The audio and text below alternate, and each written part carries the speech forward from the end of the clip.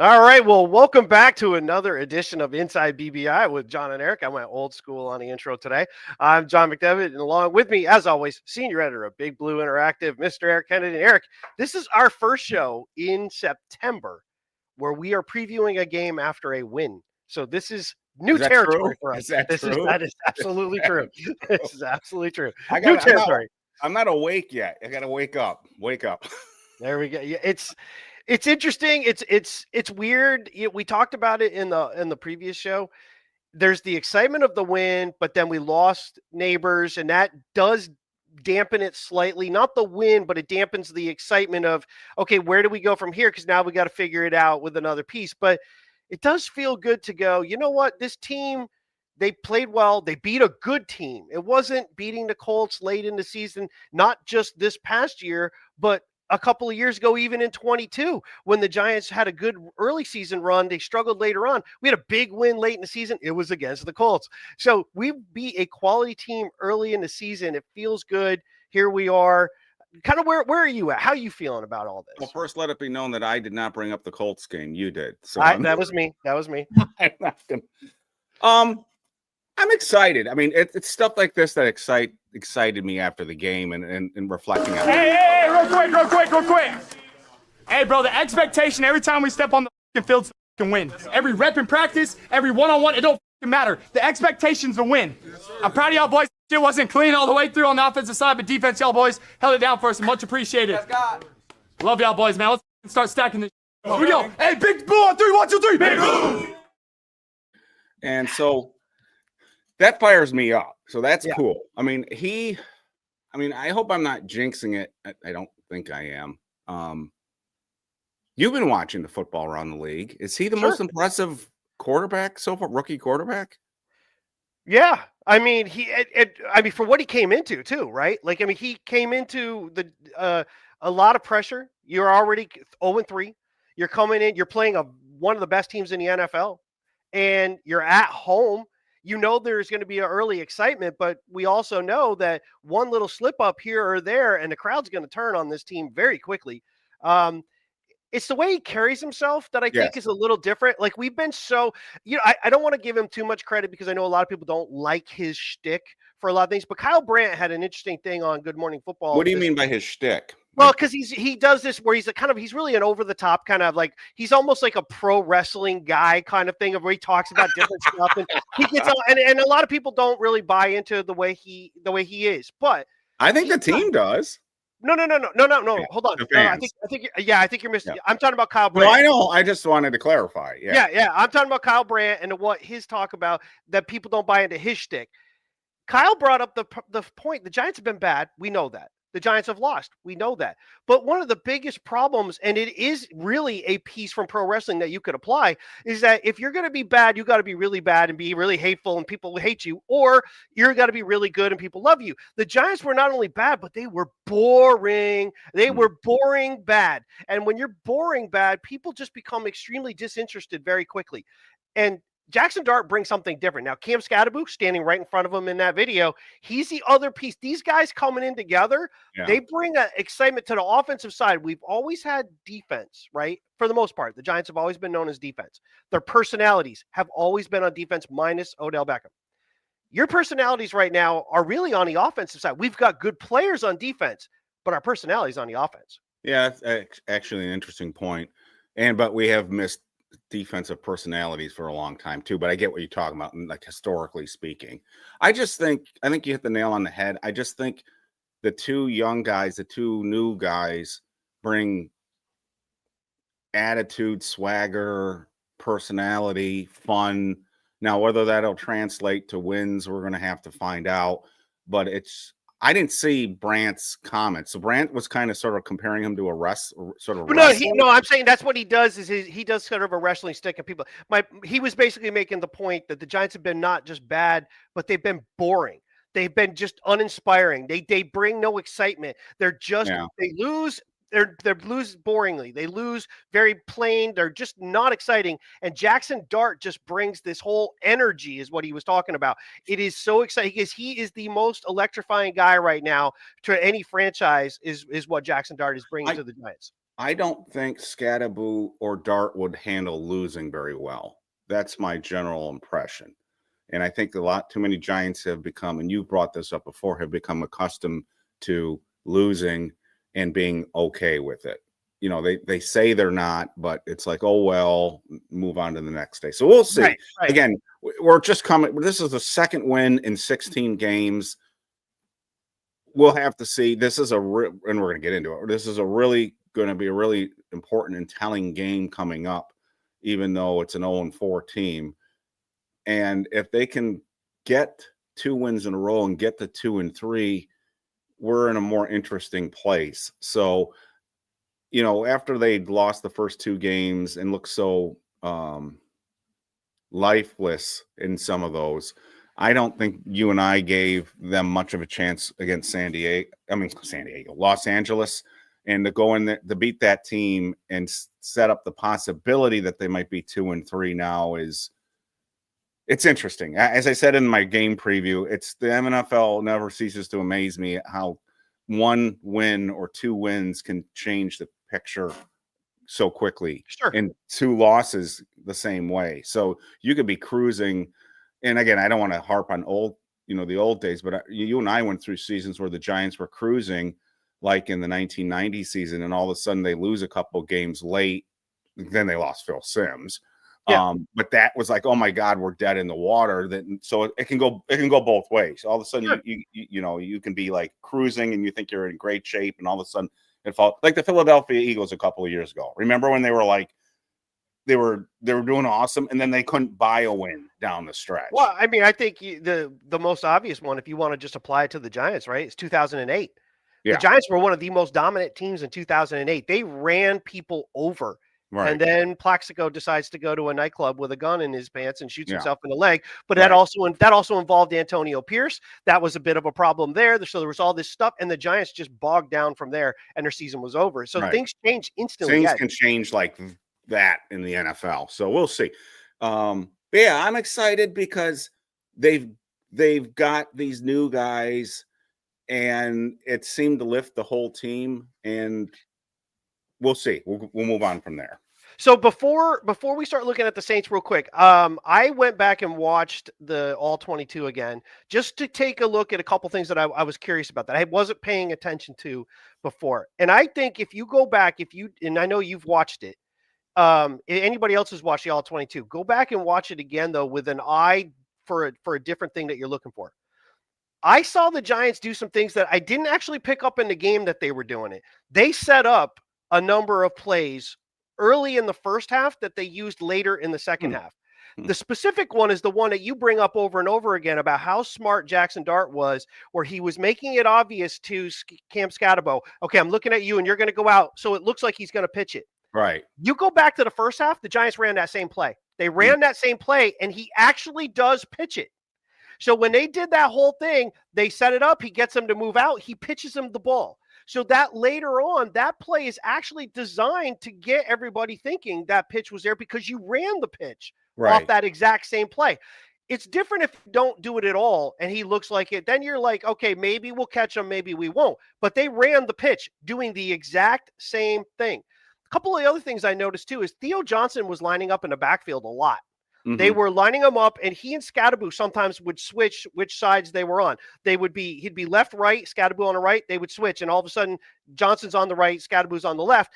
But it was interesting that sometimes when they would run those plays, the tight end would actually come to the block the opposite side of which they were lined up on, and the run went to the other direction. So they're trying misdirection in the backfield. What I noticed in a number of those things, though, as much as I have been saying, let's calm down on the changing of people on the O-line. You brought it up in the preview that you did on BBI, BigBlueInteractive.com, for those who don't know. While I don't want to switch people, Greg Van Roten definitely does present a bit of a weakness a number of times. The other one, though, that was shockingly weak at a number of different times was Jermaine Illuminor did not play a good game at all. I watched a number of things where they pulled him and he missed, or Van Roten let his guy in. There were a couple of plays the Giants got stopped on that might have been 3-4 yards, 5 yards versus stop in a backfield, but penetration was allowed so instantaneously that the back had to jump to the side, and that killed the entire play. I think, though, if you look, the Giants had a couple of plays that they almost broke. And one of them was early on in I believe it was when they came off the goal line, there was a first down play, and then they threw a quick pass on the next play to Wan'Dale Robinson. They did a quick wide receiver screen. Mm-hmm. If Darius Slayton keeps his block a little bit, and it's not his fault, he did his best he could. And if Wan'Dale just slips the guy that came up, there was nobody after them. It's a smart play, but you're counting on the guy has to break his tackle. The biggest problem with Wan'Dale is he's not very big, and if they get their hands on him, they get him down. Had that play slipped by, though, he's got at least 15 yards before there was anybody. So it was a smart play. It just didn't work.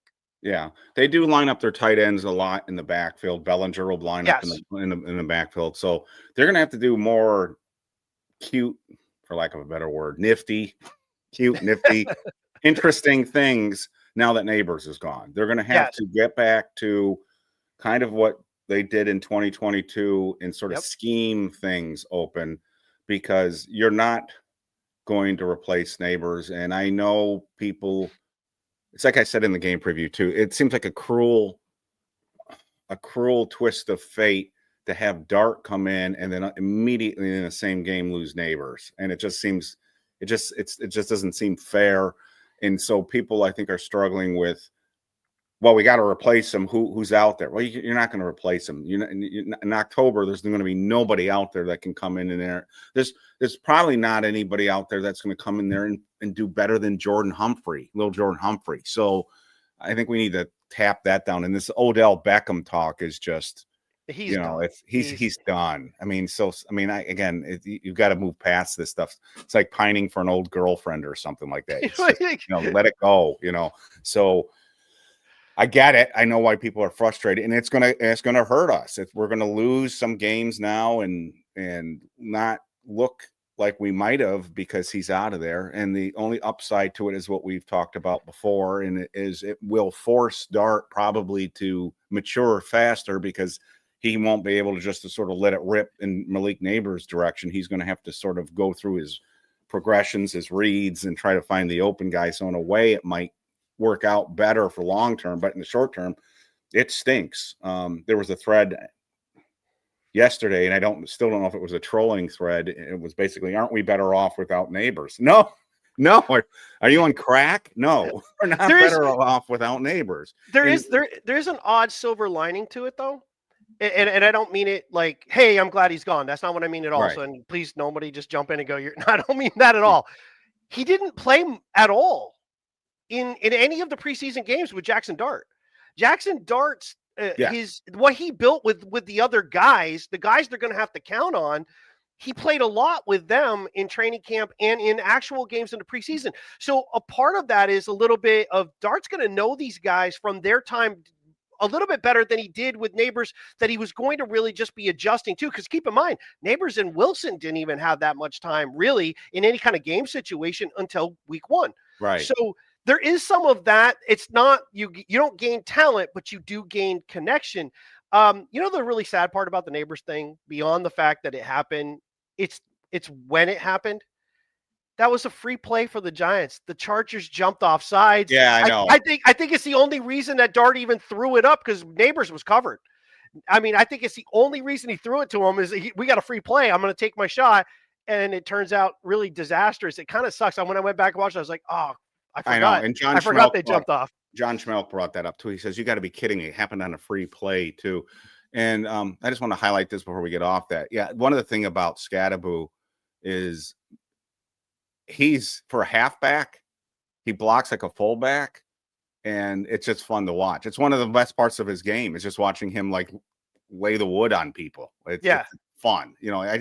That's the kind of crap that I'm like, that fires me up as much, if not more, than a 15-yard run. When I see something like that, I'm like, like the block it wasn't just the block on a touchdown run. He had other blocks in that game. He had a couple in pass protection.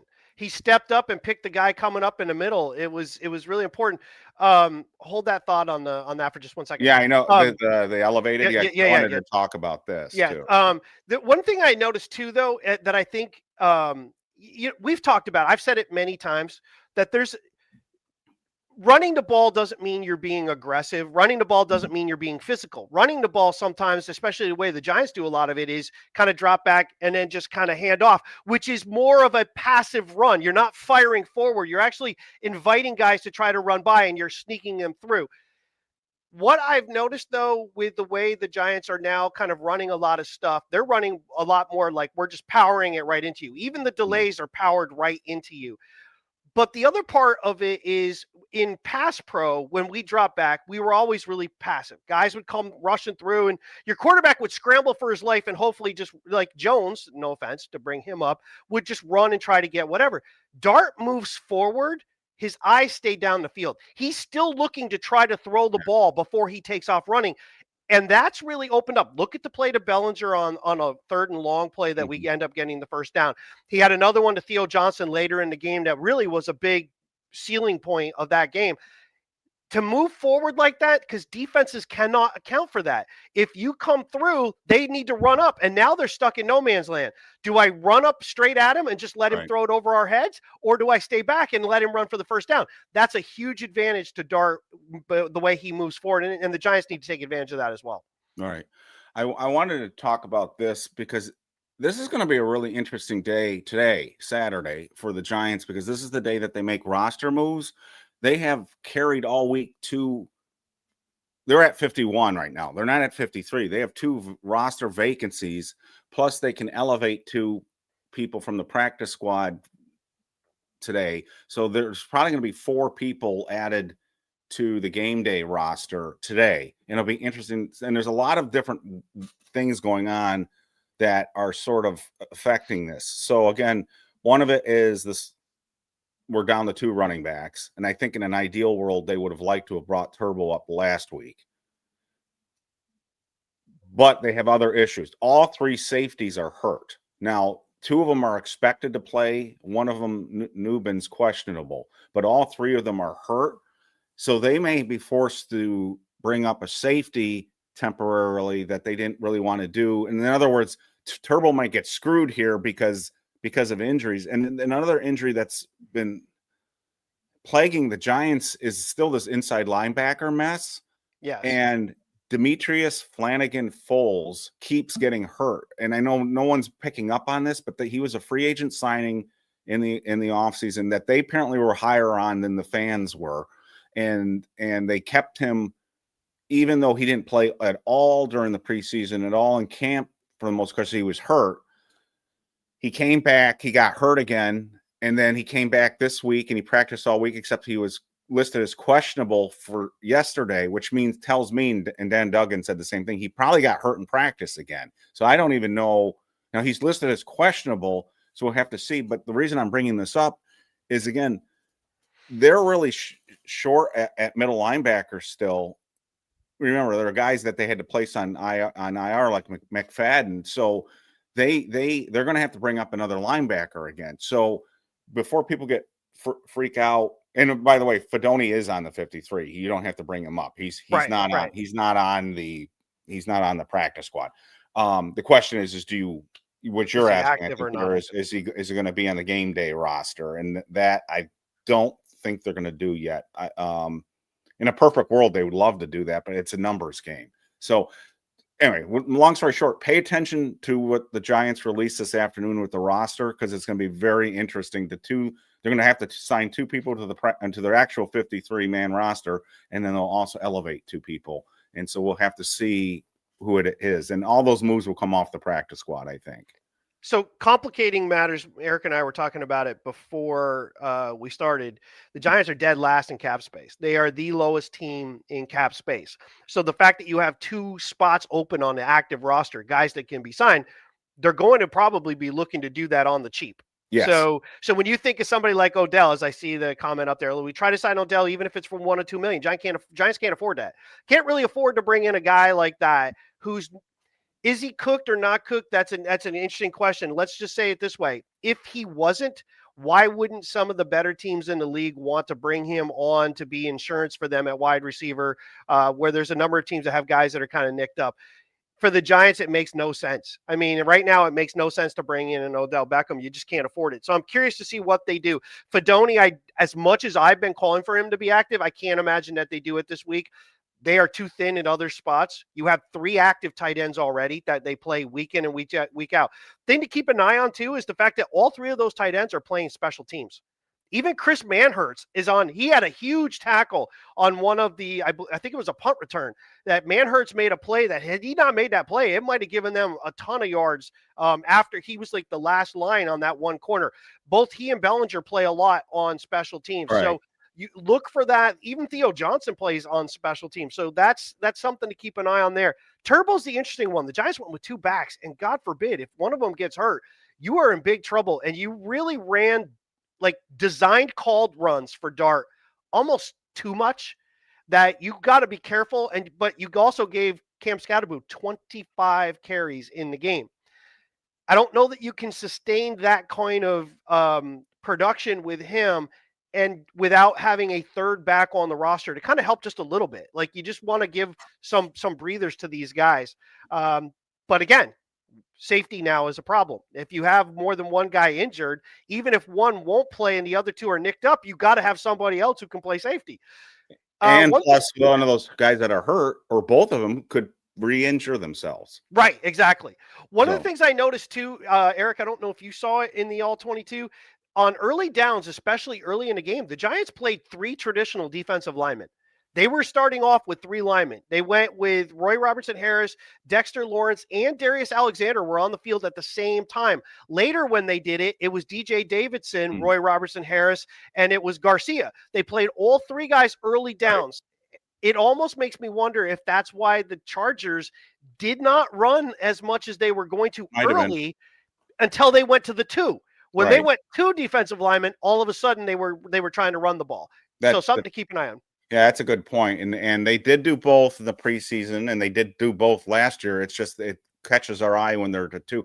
I've been watching a lot of college football this year, and I've been watching more other NFL teams than I did last year. And the 2 defensive lineman thing is not a Giants only thing. I'm seeing lots of teams doing it. So as much as grief, and again, I'm a Shane Bowen critic, as much as grief as we've given him and Wink Martindale about that seems to be a league-wide trend, and it seems to be a sports-wide trend. Again, I'd love to get a coach on here and have them walk us through that, but that's the way it is. There was a game I was watching in college the other day, and they were doing the same thing. So I'm looking for it more because I'm trying to compare it to what the Giants are doing and seeing is what the Giants doing an anomaly, and it doesn't appear to be an anomaly. So, but that was a good catch by you with that. I think the interesting thing is Darius Alexander now being quickly inserted into the starting lineup. This is what drove me crazy a few weeks ago when people were calling him a bust. It's like this instant gratification desire by fans. And what I understand it if you're 20 years old or you're 24 years old and you haven't watched a lot of football, but it's the guys my age that are like, who have watched years and years of football who still fall for this. He's a bust because he isn't doing anything. It doesn't work that way. So again, and all of these guys that we're talking about, the Skattebos, the Darts, the Alexanders, the Abdul Carters, it's not going to be up, up, up, up, up. It's going to be a roller coaster. And hopefully it's a roller coaster that goes on an upward trend, but it just, there's going to be bad games for these guys and there's going to be bad moments. And it doesn't mean the guy's a bust. So if you told me back after we drafted Alexander, after the draft, if you told me after the draft that Dart, Carter, Alexander, and Skattebo would be starting by the 1st of October, I would have been like, bullshit, but that's where we are right now. So again, some of that's because of circumstances, but that's amazing for a draft class. Yes. They basically have gotten 4 starters already out of this class. So it depends on what you think of Tyrone Tracy moving forward, whether he's going to regain his starting job. But right now we've got 4 starters out of that class. And Beaux was starting because it's an amazing class so far. So this has the potential. It's a few more players, but we'll ignore the absolute bottom of the draft for the moment. This has a potential to be very similar to the draft where we got Corey Webster, Justin Tuck, Brandon Jacobs. We got a number of guys, right? And they all played significant roles. It has the potential to be that way, and they're starting right off. The difference here is that Dart could be. It's only one game, but the point of being a quarterback is he could be franchise altering the direction of the franchise if he succeeds. And whatever success means as far as the first year, that's up to different people to decide than that. But if he becomes the guy that you can build around, right? Skattebo's at the very least, Skattebo is a committee back guy that's going to give you a lot of production in a number of different ways. So we already know that he could easily be just a feature back. You already know that Abdul Carter, minus injury, is all the talent in the world to be, a big time playmaking linebacker. There's some very altering pieces here. It's whatever the Giants do the rest of this year to build on that. One of the things that came up in SPP, thank you again, dude, you're awesome. As far as moving money around, if they had to, I think we touched Andrew Thomas's contract last, so that would still leave Dexter Lawrence probably as the next guy. Did we do Dexter? Didn't we do someone? We've done him before, but I think they can do it again. I think there's room for them to do it again. The other person that you could. How are we always in this position? We don't even have an expensive quarterback on the roster. That's what's annoying about this. We do have I don't know if it's the way How are we always into this position? I'm not sure if it's the way they structure their contracts. One problem is, and it's a glaring one, is that we have 2 first-round draft picks on our team from 22 that are getting paid pretty well. One of them he's not even active. But we're paying him over $10 million to basically not play. Yeah. And that's a real. That's for him. He'll be off the roster next year. I think Okereke will be off the roster next year. I agree. Nunez Roches will probably be off the roster. Gano will be off the roster. So it'll be a little. And that's another. Yeah. We could go through this, but it's a young team. That's what's frustrating about this. If you look at the Giants roster, it's a very young football team.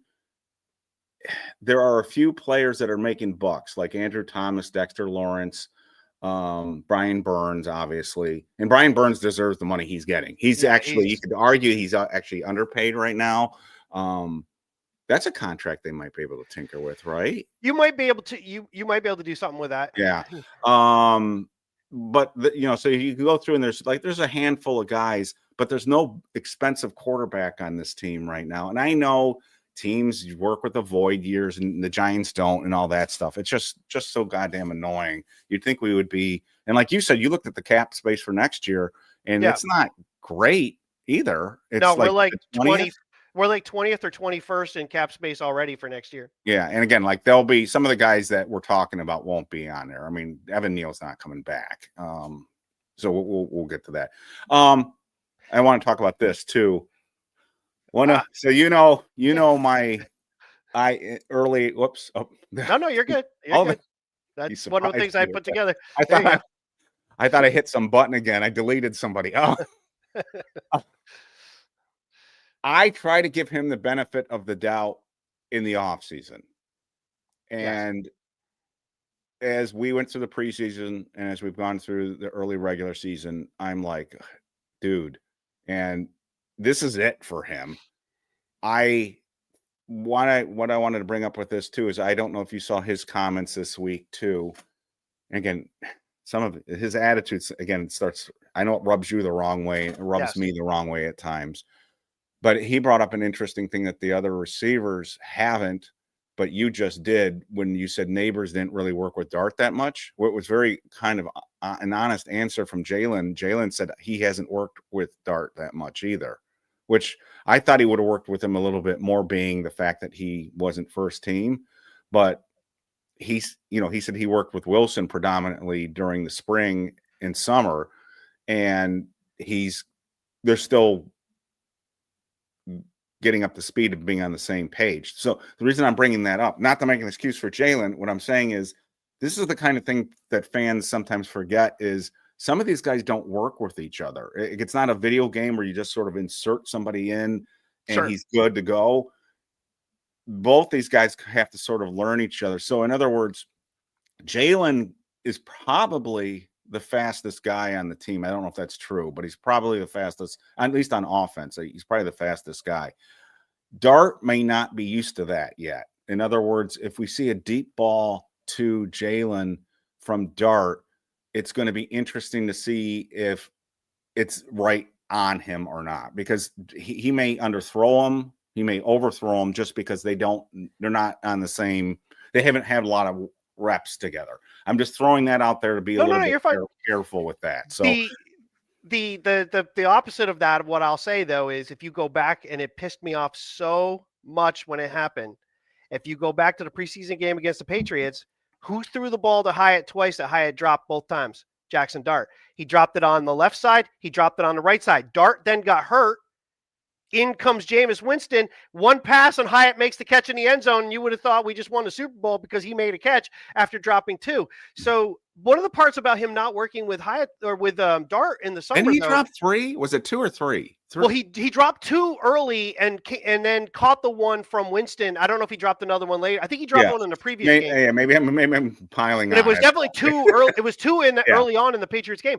The other part though is Hyatt was injured a lot during the summer. Don't forget he had that hamstring thing, so he didn't play a lot. We were surprised he even played in the Patriots game. He had missed so much practice, and then he ended up playing. I think he missed a week. He missed a week plus. It was for a little bit. But so here's the thing, right? I don't think that Dart has a problem throwing him the ball. The problem that becomes is that I have yet to see Hyatt open. Like, we haven't never seen him just streaking down the field. The only ever time we really saw that was the Cardinals game, week 2 of 24 or 23, when Jones threw him deep and he actually had to wait a little bit for the ball, or probably would have been a touchdown. The second one, he goes up, makes a really good catch, goes up in coverage. Right. And then we saw him make a couple of deep plays. I believe it was against the Patriots with Tommy DeVito. Other than that, we have not seen Jalin Hyatt get open, and it's been a couple of years. I have not been watching Jalin Hyatt run routes when the ball's not thrown his way, so I can't comment on that. I don't know if he's open or not. I have no idea. So what will be interesting is this. Who gets more snaps? Beaux Collins. There was a comment up here earlier about Beaux Collins. Does Beaux Collins get more snaps than Jalin? And does Dart throw to either of those guys? Because somebody wrote, I don't know if it was Cy or somebody said combined Beaux Collins and Jalin Hyatt had 50 snaps combined against the Chargers, and the ball wasn't thrown to them once. So if hopefully they can't keep doing that. You can't just put somebody out there and never throw to the guy. That's like playing with 10 guys. You can't do that. So I noticed a lot for Beaux Collins when the Giants were inside of the 20. So when they moved inside of the 20, that it was Beaux Collins that was on the field. And I think Jalin Hyatt's his usability becomes extremely limited when the field becomes more condensed. So when there's more field to use, Hyatt becomes more of an option at wide receiver. The more condensed the field becomes, the shorter the distance, the less he brings to the table. He's not a quick cut across the middle and catch and be very physical. He's not you don't want him taking shots. He's a thin dude. That's just not his thing. So I think that's where they play Beaux Collins. And if you go back and look, Beaux Collins was lined up very tight to the line of scrimmage multiple times inside the 20. I'm not doing it from memory. I actually watched it this morning. So I was doing it before the show. So they lined him up tight early on. But the other part about it, though, is the Giants didn't throw the ball that much against the Chargers in the second half. A lot of it was short. A lot of it was intentional to tight ends. I think they kind of reeled it in. And I think Dart's hamstring, and by the way, go back and watch that as well. At different points in time, he's flexing both legs. It's not just one. It was both. It was different times. He would be doing the right leg. Other times he's doing the left leg. And I'm like, which one did he hurt? So I'm wondering if it was cramps, but if it was an injury, by the way, go back and look at the scramble he did up the middle where he avoids a guy. He slips a little bit in the middle of the field in the blue logo, the blue helmet logo. He slips there and kind of stumbles and then keeps going. I think that's where he hurt himself.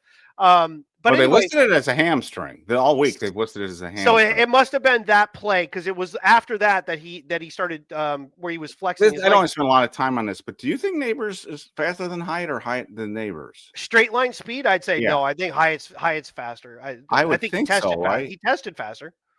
Right? He did, Yeah, didn't he? yeah. Nabers anyway, Nabers is really good, but he does not look like a straight burner. Hyatt is a straight burner, but he shows very little, movement skills with that speed. Yeah, and SPP, maybe I misunderstood Hyatt then, but I thought when Hyatt, I have to go back. I thought Hyatt was, which it did strike me. I thought they had worked together on a scout team. Oh, that wasn't the right comment. I'm sorry. Here it is. And he said, I may have misheard it. I thought he was saying that they hadn't worked a lot together. If I misheard that, I apologize. But I thought he had said that they were still sort of getting. Well, we'll see. I have to go back and look at it. So let's shift gears for a second. Saints. The big story to me in this game is if you go back and you're surprising me with these graphics. Yeah, so sorry. If you go back and look at the Saints-Bills game, it was a close game in the fourth quarter. It was a 2-point game. They have been in 3 of their 4 games. They got crushed by one team. They are not going to be an easy out, I don't think. I don't think Giants fans, the Saints are not going to finish with a good record this year. They're not a good team, but they're one of those teams that I think you're going to know when you play them, and they're not going to be easy, and because they can run the football too. And the Giants can't defend the run. Until the Giants prove to me they can defend the run, I'm going to keep saying they can't defend the run. And thank God Jim Harbaugh only handed off 12 times to Hampton last week, or we probably would have lost that game. And if I'm any other team watching the Giants defense now and go, Jesus Christ, look at Abdul Carter, look at Kayvon, look at Brian Burns, look at Dexter, get after the quarterback. I'm like, and I've got running, and I've got a running game like the Saints do. I'm running. So the Giants are going to have to buckle up their chin strap. I don't think the Saints have the passing game that we have to worry about like with the other teams that we have faced to date. And I would load up the box against the Saints. You got to watch for the screens. You got to watch for the screen game. But I would load up the box and force the Saints to beat me throwing the football. But if the Giants don't, I don't know if they're doing schematically or what, but they have not been able to stop the run. And until they do that, this is going to be the strategy of every team that they face. So if the Giants can stop the run against the Saints, I think this could be a chance to be an easy win. But that's the problem. I don't have faith that they can stop the run. That's my number one concern. It's not Dart. It's not the offense. We'll talk about that side of the things. But the defense has got to stop this ground game. And they've got 2 running backs who will break tackles, and they get a lot of yards after the contact. And that was our huge problem against the Chargers too.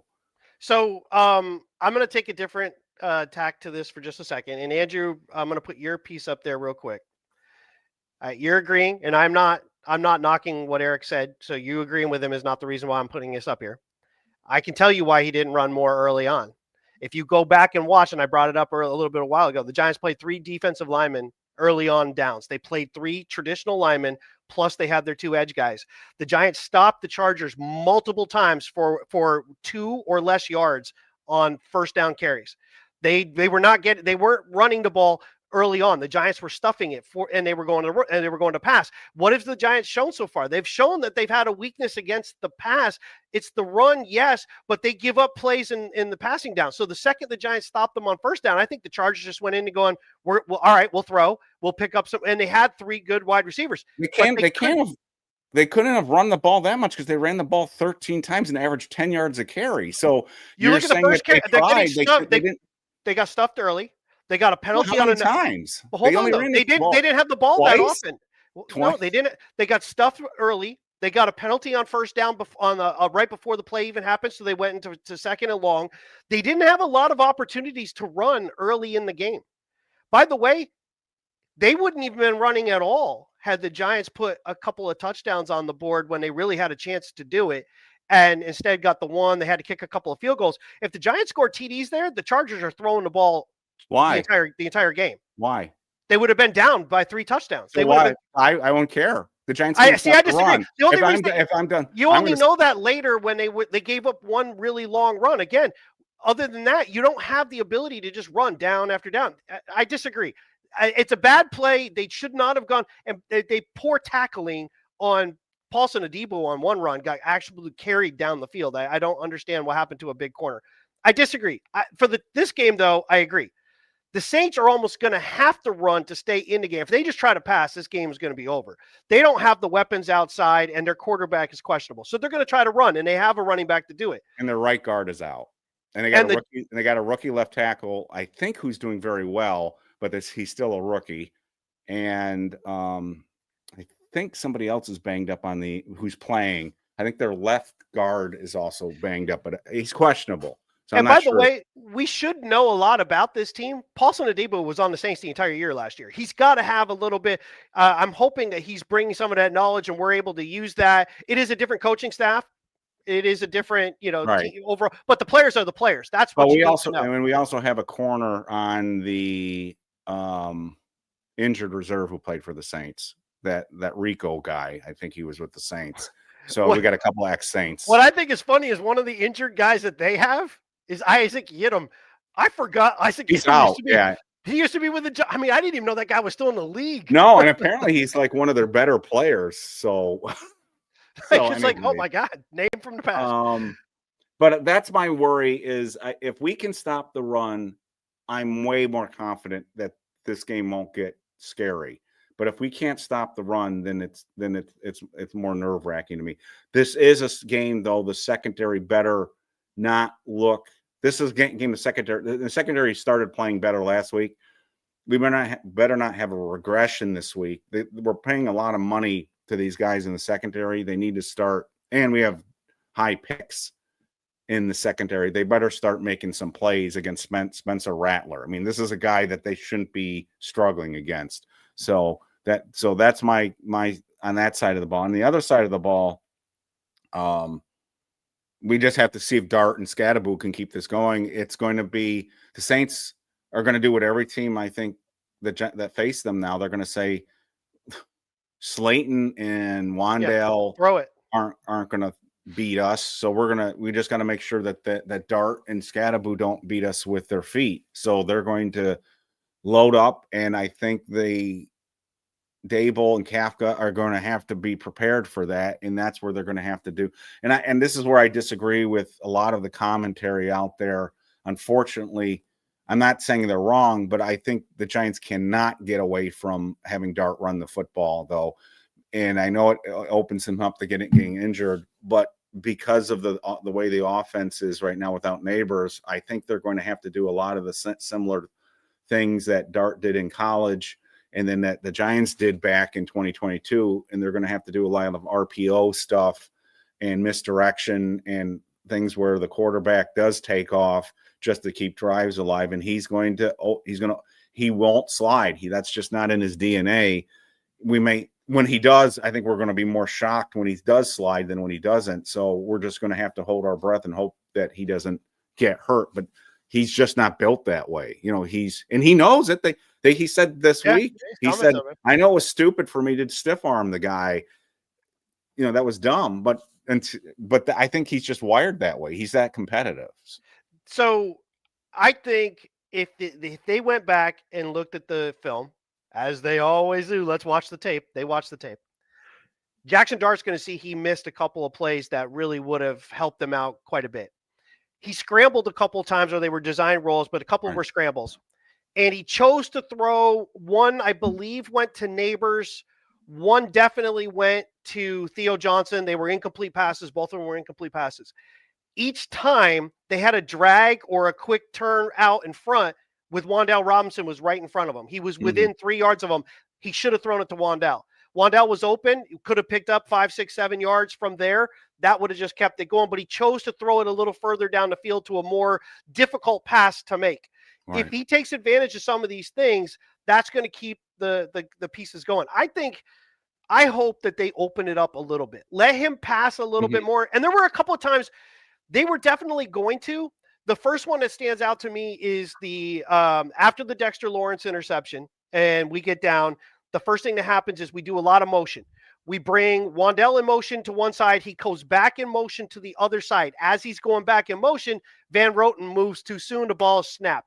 That ball was going to be a pass to Wan'Dale in the flat. That was designed to be a pass where instead of running Skattebo coming across, which is what he was doing as if he was taking another handoff, that was going to be a pass. I think they need to do a little bit more of that. Get some quick hitters out there, force the defense to not just come up and play the run, but they need to come up and play, and then you can hit somebody behind them. But you can't just I'm with you. Dart's going to have to keep running. I was the one who said I don't think he can do as much, and you're like, it's got to be that way. I just don't want it to be always up the middle.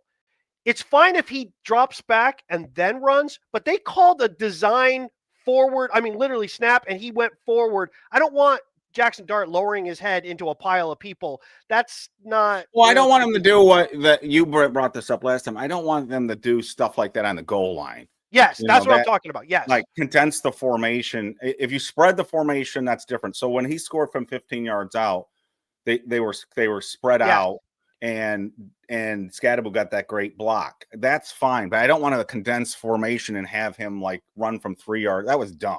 That was stupid. I would do what I mentioned in the game preview too. I would go back to Jaxson Dart's roots, the Lane Kiffin offense, and I would spread things out quick. And you've talked about this before. The quick game, I would use a lot of RPO still because Jackson's comfortable with that. And that doesn't, again, people hear RPO and they think run, but that's all. It means pass too. So so he can throw out of that and a lot of misdirection. I would do a lot of that, and that's similar to kind of what they did in 2022.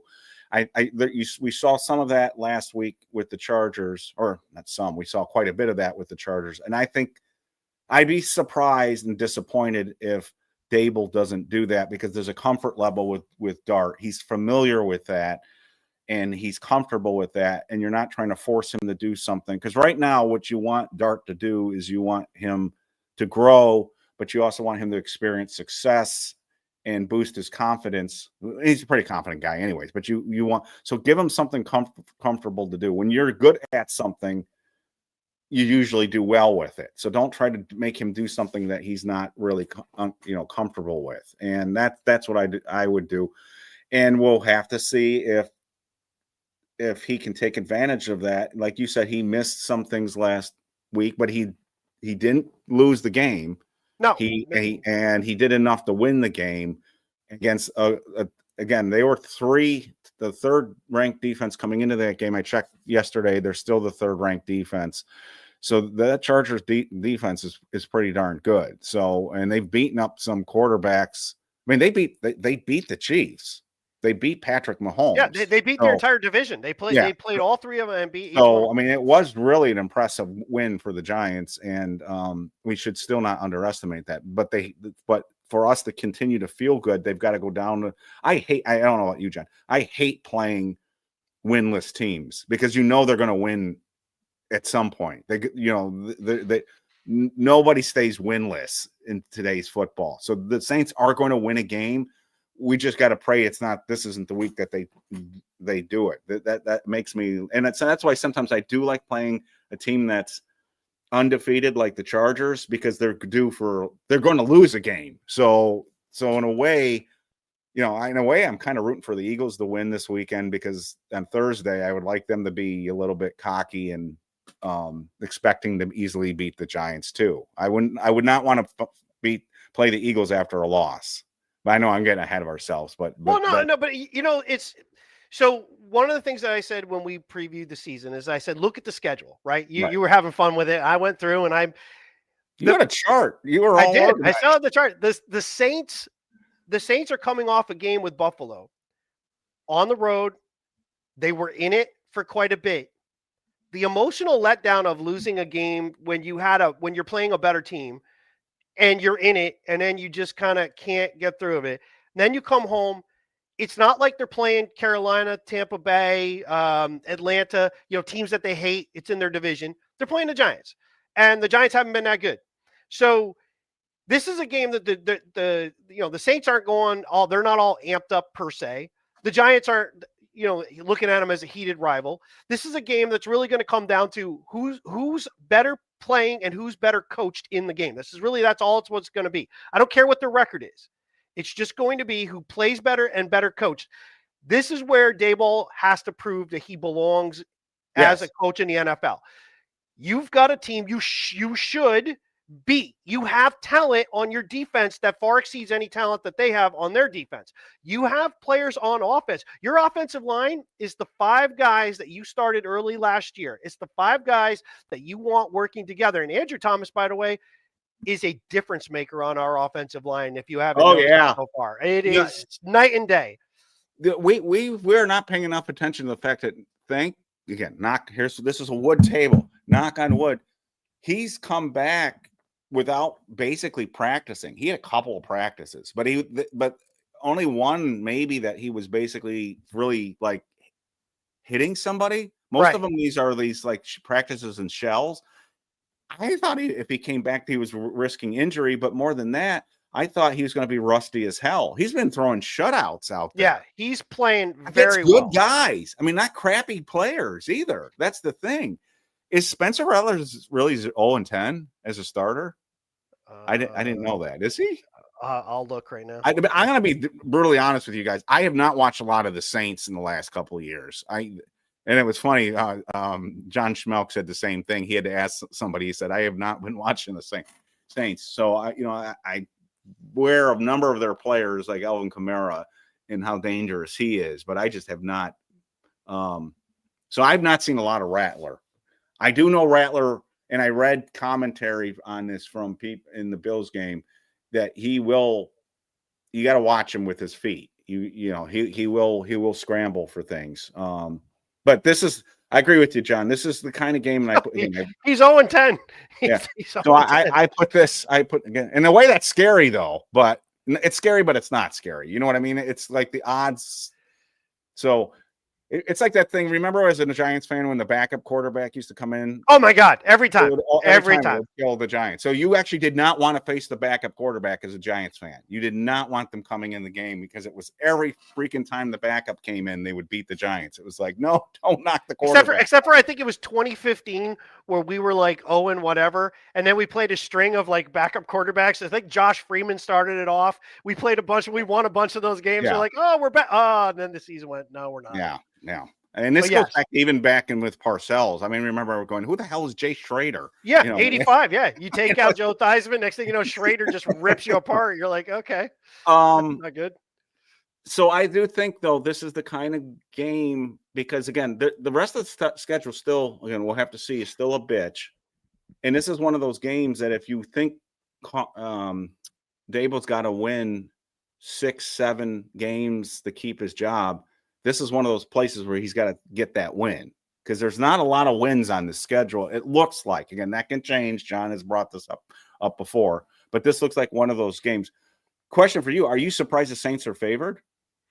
Yeah, I don't know what happened to why the line switched. Neighbors, I think. Don't you think? Well, I mean, didn't they know that already when the first line came out? I'm assuming the money came in that the lines always change based on how much the money flows. And people thought, well, Neighbors is gone. I'm going to take the Saints. That's the only thing I'm speculating. Yeah, I mean, and again, I know how much you love the gambling aspect. Yeah, I know. It's not my cup of tea. But I think, and again, we're talking, if it had switched to 4-5 points for some reason, then I would be like, okay, they know something that the rest of the world doesn't know, and that's why they're putting it out there. But 1.5 at home in a dome, a guy starting his second game, maybe there's a little emotional letdown. You played the Chargers, the Saints are not the Chargers. I would think not, though. I don't think Cam Skattebo and Jaxson Dart are wired for like letdowns of who you're playing. Because I think they're the kind of people who just want to play. Like they want to play. I liked what he said in the locker room, right? We play to win the game. We play any game we expect to win. That's what we want to do. And I want to see that. One thing I want to bring up. Let me just address this real quick. Section 125. The only reason I know this isn't true is I do the practice updates every day. So he may have been standing on the sideline and coming in for individual drills, but he was not lining up in team drills Correct. At all until about a week or two before he actually started playing. He was not doing team drills at all. So the reporters would see him come in and again sort of line up in the individual stuff, and he was not even, I mean, the reporters were saying he wasn't even doing, they were in pads, so he wasn't even getting like, and Thomas talked about this too. He like a week before he actually played, he was saying, I still haven't played and practiced in full pads. It's kind of remarkable because remember, he was out since early last year. So people kind of sometimes forget. We're talking about like almost a full year here. So it is. Anyway, sorry to interrupt because I didn't want to lose the comment. So. No, it's fine. One of the things for this game that I think is important that I don't think we really paid as much attention to in the previous game is Jamie Gillen had an amazing game for the Giants against the Chargers. That the punt from the end zone alone changed the field position in that game big time. The Giants could have easily given that ball up and had the Chargers at the 40, 45 of inside of the Giants territory. He bombed that punt. I mean, he absolutely killed it. And that changed the field right there. That gave the Giants defense something to work with. I think in the dome, it's going to be another one of those things. When they do punt, I want to see another punting game like that. I want to see the coverage game like that. The other part is Deonte Banks, and part of this is going to be funny, and part of it is I'm being serious. But Deonte Banks, I think, should be the other returner. He showed pretty well on a couple of returns. He's got some speed. Yeah. And then the other thing is, let's be honest. I mean, if there's a guy on the Giants team that has an aversion to contact, it's Deonte Banks. So I would think he's going to run away. I think he's, that's the guy I want returning the ball. But did you see he lobbied for? I thought that. I heard that. He lobbied to be the kick returner. So that's a kind of a good sign too. I mean, like he's been pestering, and they say they like blocking for him. So wouldn't it be that funny if he broke one? Yeah. So I mean. Crazier things have happened, but one thing he does have is he's pretty quick. When he got the ball and on that first return, he takes off. He heads right upfield. It scares me that he doesn't handle the ball that often, so you do worry about potential fumbles. But I mean, that's the case with any of the returners. They don't really handle the ball much beyond just catching the return and then going with it. It's not like they're on offense or defense playing regular downs. Gunner's not out there regularly, and he has a fumbling issue. So you risk whatever you risk. But I like his speed. And I thought he handled that pretty well. So the key to me for this game is really going to be Jaxson Dart in the passing game. I think the Giants are going to run like they always do, like they're going to want to do. Mm-hmm. But some of those passes that I think maybe we kind of just really avoided playing a little bit more of our traditional offense, I think they're going to incorporate that a little bit more here. Because let's be honest, too. You're also doing some things with an eye towards 4 days later, you have to play the Eagles. And they need to have some things under their belt. You don't want to go into that game going, all of a sudden, we're 3rd and 8, and now we got to start doing some traditional pass stuff that we haven't really done in a game yet in 2 straight games. That's a lot to ask. This is the game, not practice, but this is a game where you pull some of your stuff out that you want to see Dart do in a less stressful situation, but with the environment of being on the road. Yeah, I was surprised with the Saints' overall defensive stats because I thought they were going to be toward the bottom. They're respectable both against the pass and the run. They're middle of the pack in both. And again, because it's so early in the year, you can't overrate that too much. But they've played some good teams like the Bills. So it's going to be interesting how we move the ball. Here's another question for you that I don't know the answer. Who do you think is going to become Jaxson Dart's go-to guy? I don't know. I don't know. Like you mean all the time or specific? Yeah, I mean, like if you had to predict now, who's going to be the leading receiver when the season's over on the Giants right now? I don't know the answer to that. I'm guessing. Yeah, it's hard to pick a guy, but I'm going to tell you the position though. I think our tight ends are going to get a lot of passes. Bellinger and Johnson, I think, are going to get a lot of passes thrown their way. because he likes to use the middle of the field. And so when he steps up, those guys are coming. They're big targets. That makes it a little easier. You go back and look at the Chargers game. But can they get open consistently enough? That's the question. And that's the scheming part, right? So you're going to send Wan'Dale moving around. What really becomes is what happens to the other receiver position. Slayton is Slayton. So he basically becomes the one, but his position on the field doesn't really change. He's outside. He's that guy. Wan'Dale's the move slot guy. He's going to be to either side. You're going to move him around. They ran him behind Dart on a couple of plays that they called a running play on, but they use him as the motion. So it's the other outside receiver. What does Collins bring to the table? Because if they don't bring anything, then the pressure becomes extremely hard. And then you start making the game, midfield over to one side only. That makes it very difficult. So I think the tight ends, though, I'm going to go with Johnson as being the guy that gets more because he plays more than Bellinger does. Mm-hmm. But I think both of them. I think they're going to at some point, if Hyatt doesn't show anything and they're not comfortable with Collins playing a ton, then I think they go more 2 receiver, 2 tight end sets where the tight ends are running out into patterns versus 3 receivers with the tight ends, which they did a lot of. They had a lot of 3. Well, that means they're not going to spread as much unless they spread the. You could spread the tight ends out, though. You could spread the tight ends out. These guys they're not Howard Cross. They can get down the field. Yeah. All right. Here's a question. So Slayton's best year in terms of yardage was 2022, was it 2023, which we had 770 yards. His most productive in terms of touchdowns we've talked about over 19. And over was 19 when he had 8. Yep. He's got 135 yards right now on 9 catches.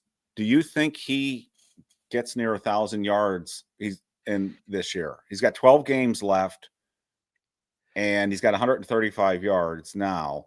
So to me, he's kind of in the numbers right now. Slayton's the slot guy. So again, I'm not saying when I say number 1, I'm thinking the traditional outside guy. So Slayton's your number 1.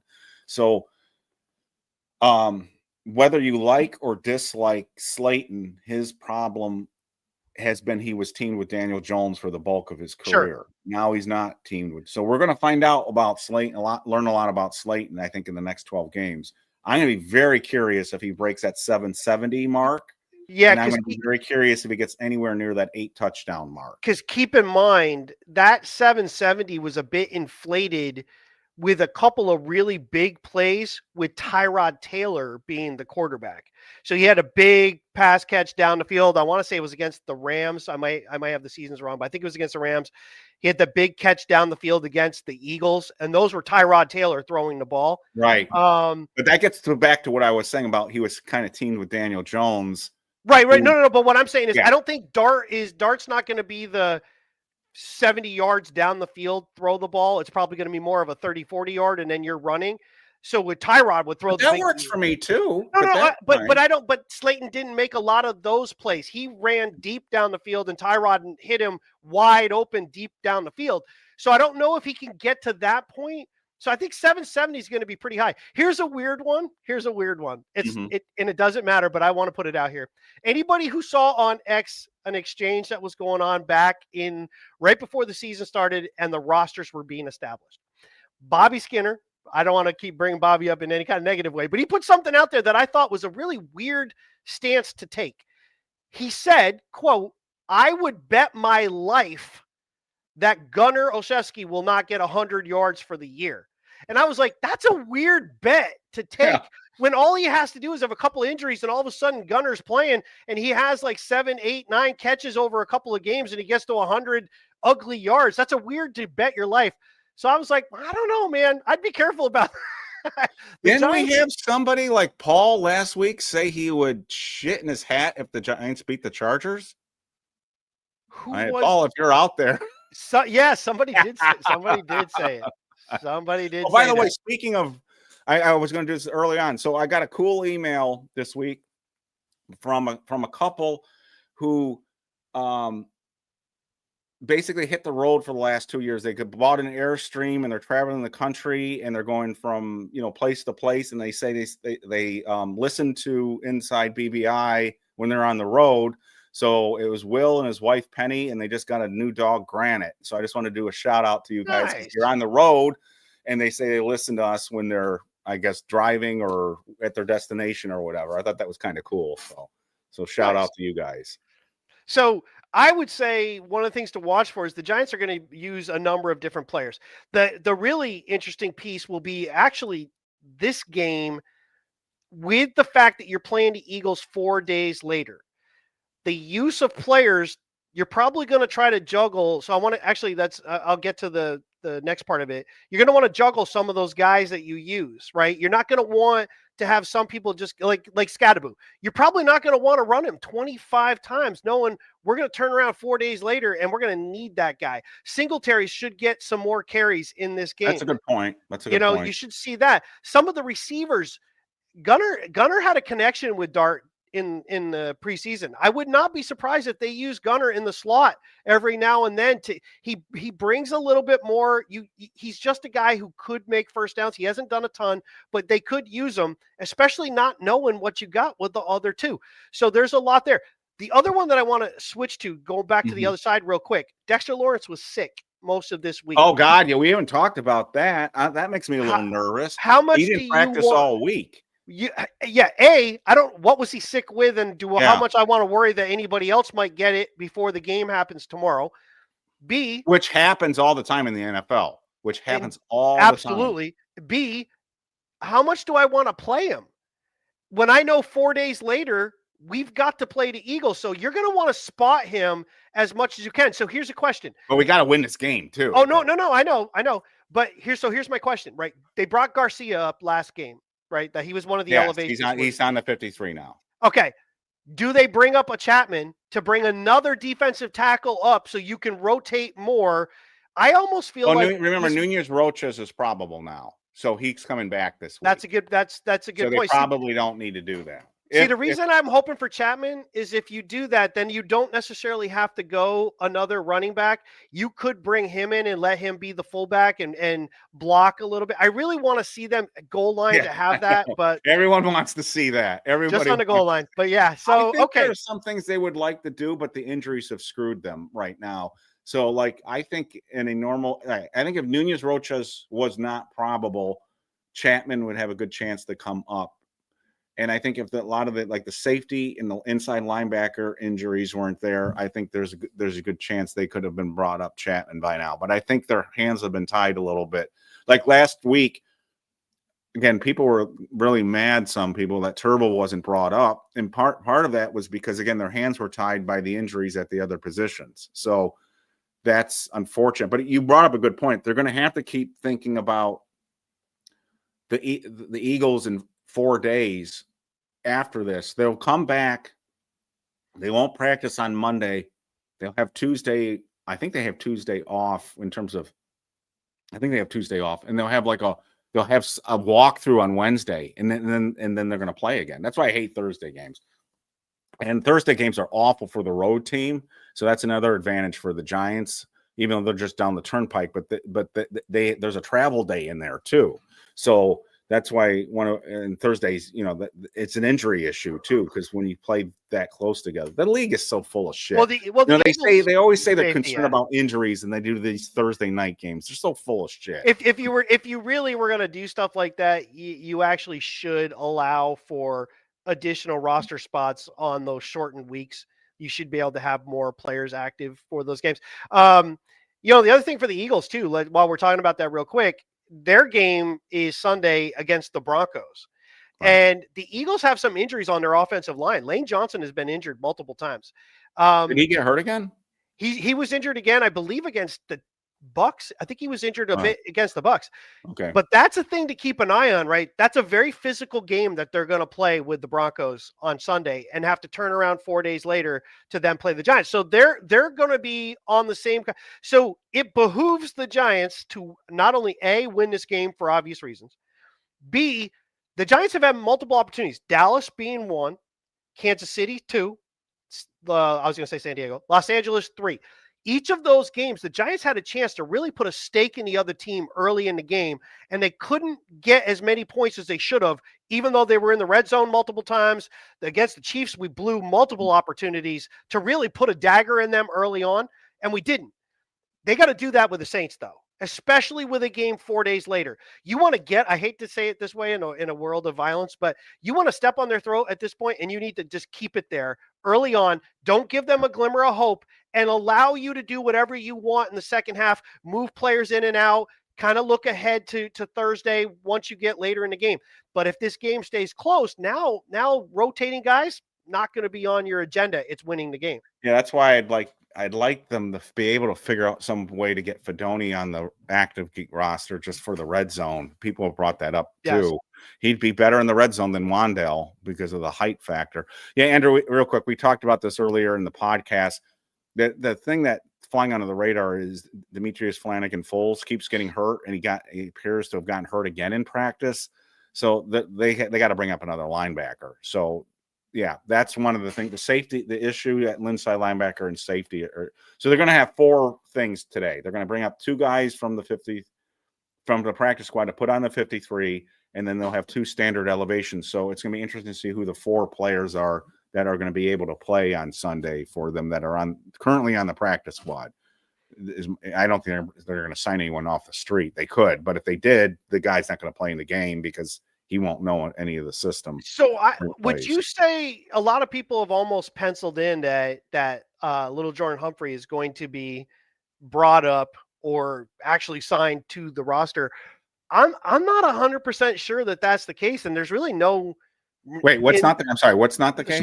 So little Jordan Humphrey, I don't necessarily think it's guaranteed that they're automatically going to bring him up for this game or put him on the roster for this game just because you're juggling other positions at the moment. And the Giants don't necessarily have to worry about, even if one receiver goes down, that doesn't mean that's not going to affect a lot of their game plan because you're not going 4 wide. You could get away from 3 wide. You have 3 active tight ends in the game, which is why Fedoni probably doesn't get activated because you need the spots elsewhere, or you'd have 4 tight ends. I think the one spot really the questionable is Turbo Miller, and then I think they got to look at defense. You've got too many injuries on the defensive side of the ball. Yeah, I kind of assumed they would bring up little Jordan Humphrey. They've got 5 receivers on there if you count Gunner. As a receiver. It'll be interesting to see what they do. So I'm going to look at and then we probably should wrap this up, but I'm going to look at the practice squad real quick here. So I think they've got a free spot in the practice squad right now too. So Miller's obviously a candidate. Humphrey's obviously a candidate. They don't have any issues on the offensive line right now. You talked about Chapman. They could bring up Tamon Fox again. I mean, they keep doing that. And he played a lot. 3. He's at 3 though. Isn't Tamon Fox hasn't he done? I think if they bring him back, I think they have to put him on a roster this time. If they do it. And if they do, why did they cut him earlier this week? So yeah, we have to see about that. And they got 2 inside linebackers still on the practice squad. And if they're so we need they a got kicker. Raheem Lane at safety. Lane's there, and again Jude. Both their kickers. They don't have a kicker on the 53 right now. So one of the 4 moves will either the standard elevation, which means the temporary elevation, or signing to. I don't think they will. It sounds like they're still trying to decide who their kicker is going to be. I think Jude. I think their preference. My guess is they prefer Jude to win it. But if he comes out. So they probably would elevate him and see how he does against the Saints, and then elevate him and see how he does against the Eagles, and then at that point decide whether he's the guy, right? Yeah, I mean, I don't see any advantage to signing one to the roster when you don't have to yet. Right. You just elevate and go from there. So I think that's probably, you're right. I think that's the way they go. But who are you adding to the roster? Who are the 2 players? Because you have 2 roster spots. I don't know. That's why I'm really interested. I mean, they'll release it sometime this afternoon. I'm really interested to see who I originally thought was going to be little Jordan Humphrey, but you made a good point about they don't really need to do that. I mean, unless they're more down on Collins and Hyatt than what we've even heard, but I don't know that you know that yet. You know how embarrassing it would have if little Jordan Humphrey got is promoted active. and he played in front of Hyatt. Oh, at that point, then you would see. That's the other part. Then Shane looks like, why did you keep him on the roster? Period. At that point, that tells us that Hyatt's on the roster because of Shane and not Dable. And there very well may be. I think Neal is on the roster because of Shane and not. I Dable. do too. I will absolutely stick with that one. And I'm going to double or triple down on my comments that I strongly suspect Brian Dable wanted Jaxson Dart to start the season as the quarterback. QB1. I don't have any proof. It's just a gut feeling about all the things that you and I have talked about, the full bloom love, the reactions, all that stuff. I just have it in my gut that if he was completely running the show, I think Dable would have started. And I think if Andrew Thomas had been healthier and played week 1, I think that decision would have been absolutely where it would have gone. I think the fallback was they didn't, maybe as a collective, didn't want to put Dart as the starter on the road 2 weeks in a row with James Hudson as the left tackle. But once Andrew Thomas came back, they saw what happened in that game with the Chiefs, that we just didn't put points on the board.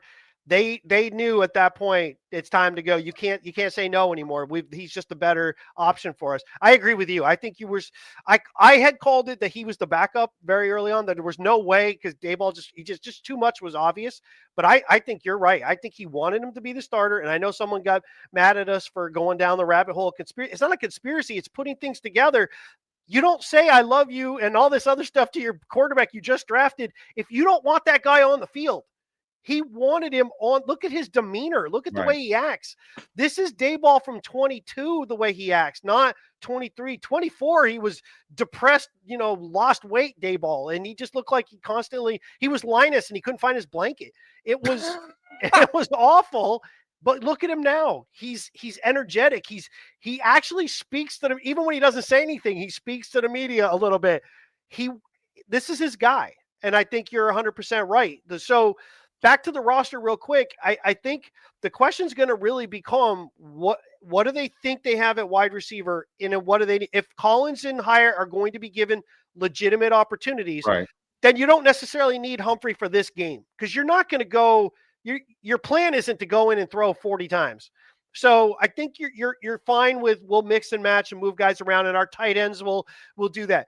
Tyrone Tracy, to the question that was in chat, I believe, Eric, correct? He's out. He is not playing this week. He's doubtful, but they said he was trending in the right direction. So the reporters seem to think he'll be available for Thursday, but like I said, they don't have a real practice between now and next Thursday. So, but again, they didn't put him on the IR. So I don't think he's playing doubtful. When's the last time a doubtful player played for the Giants? I would think he's not playing. I would think if you're banged up, right? If you're banged up like that, where you're coming back for the first time, you don't want to put the guy in and play him when you've got a game 4 days later. Look what happened with the 49ers, right?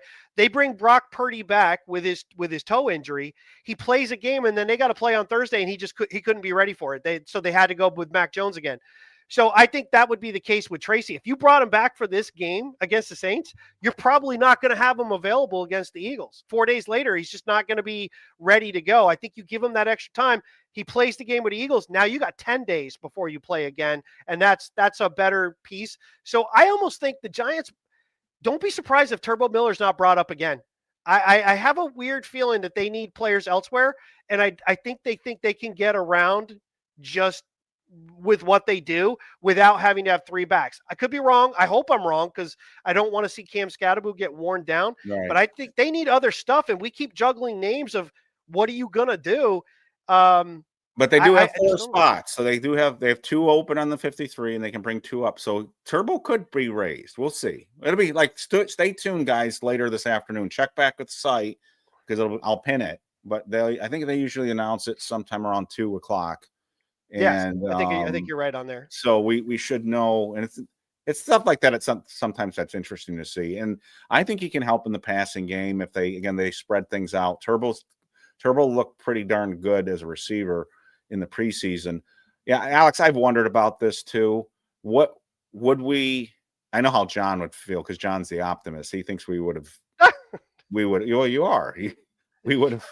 I like we to would have look won at all another aspects. game. Probably, we could debate which game they might have won, but the irony is here that they actually might have been better off just playing. And again, before people say why did we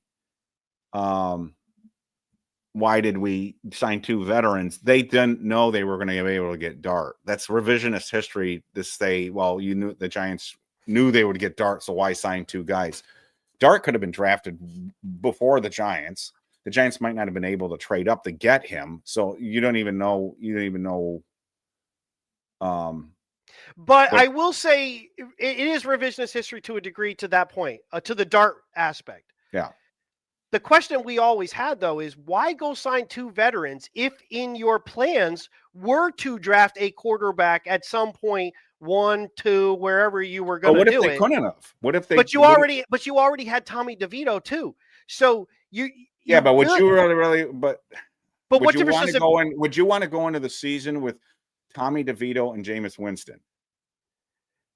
Quite frankly, I don't know that it makes a whole lot of difference if it was Wilson or Winston and DeVito and Winston, or Wilson and DeVito. You know what I mean? I think what they wanted to do was throw numbers at the position and hope something. Again, I'm not defending it.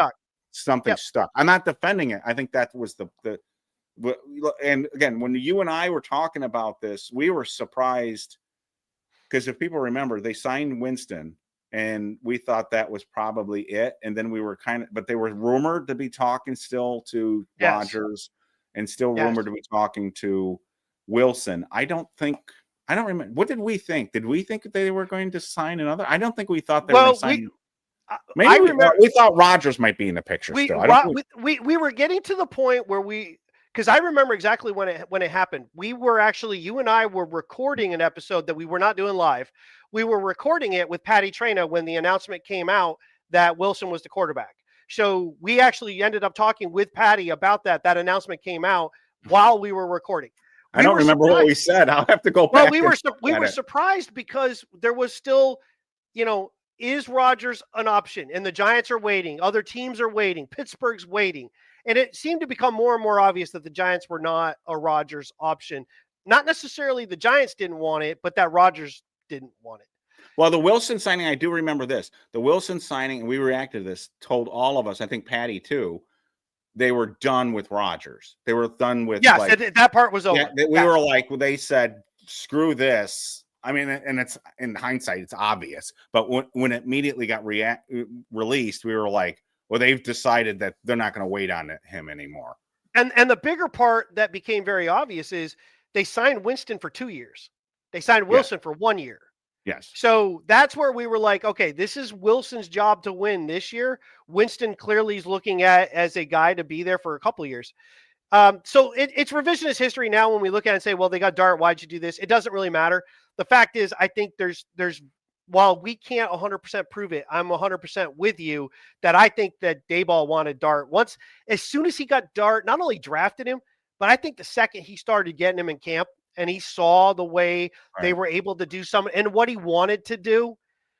Now, you could go back and say the question real quick because I don't want to take longer than we need to. Yeah. Which games would they have won? I don't know which games they would have won, but I can tell you this. The Giants were in the game and easily could have won the game against the Chiefs if they had any production from their offense inside of the red zone. Wilson became an absolute albatross to the Giants' red zone offense because it relies on the quarterback to be able to run. That's one of the biggest problems with the offense. It's great when it works because you've got all these options. You don't know who to cover. But if you don't have a guy who can run the way that Dart does, then half of the offensive game plan is useless inside the red zone. And that was obvious. It was obvious against Dallas. It definitely was obvious against the Chiefs, and that's why they made the move. Yeah, the big question is could Dart have duplicated anything like Wilson did against Dallas? And that would be a harder stretch because that, again, except for the overtime, but there were the red zone issues in that game too, as well. Well, and anyway, that's a moot point. We could spend a lot of time on everything that happens differently changes everything that happened afterwards. So we don't know. But I think I'll say this too. I think he brings an energy to the team. I think they get excited with this dude on the field. I want to also shout out to Dave here. Dave, You're one of the few people that likes my ex posts, my tweets. So thank you for doing that. I feel like somebody out there at least is paying attention to something I tweet out. So what? All right, so let's wrap this up. Yes, real quick. What do you think? Well, I mean, I'm the optimist, right? So You're the I optimist. think they win this game. What I would like to see is I'd like to see this game be won by a couple of touchdowns. I want to see them dominate early, get on top. I want the defense to really get a chance. Now, the one thing they got to be very careful of is don't overcommit to coming in from the outside, because Spencer Rattler can run. He can move around. So you do need to keep that constant pressure up the middle. I don't know if a score piece is going to be right, but I'm going to go something like 30-13. Giants.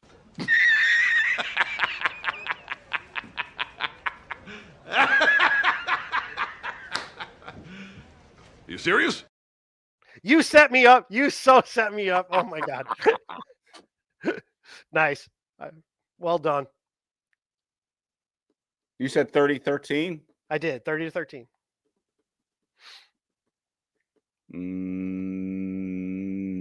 Giants. With one defensive score. One defensive score.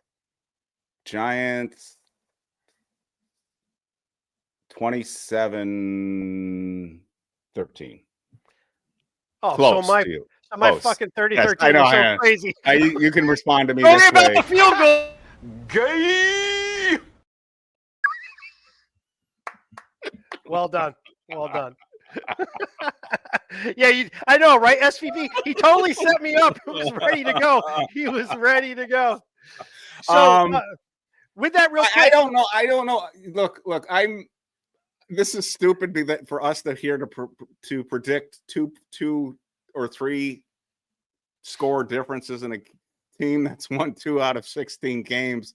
But I just feel like the Giants are due for a laugher at some point, and hopefully this is the game. With the caveat, the Saints have been staying in these games. I don't know how they stayed as close as they did to the Bills, because with Spencer Rattler, 0-10 Spencer Rattler, I don't see how that happened. That was in Orchard Park too, wasn't it?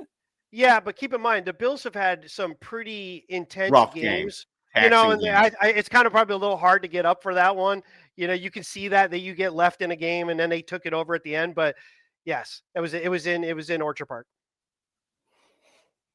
Yeah, I'm going to go with 27-13. I have confidence in. I think the Giants are still going to cross teams up offensively a little bit, even with Nabers out there, because teams aren't going to know what exactly the Giants are doing. And then I think, like you said, this defense is due for a defensive score at some point. We're due for a defensive score. You hit the quarterback that many times, good things happen. Either a fumble or an interception return for a touchdown. Okay. All right. We're going to stay positive. We're going to be positive. Absolutely. I'll save my other thing that we were going to do for the next game. So, all right. So with that, we take a look. The big key to pay attention to on BBI is later today. We'll see who's brought up, who signed to the roster. That'll be a big deal.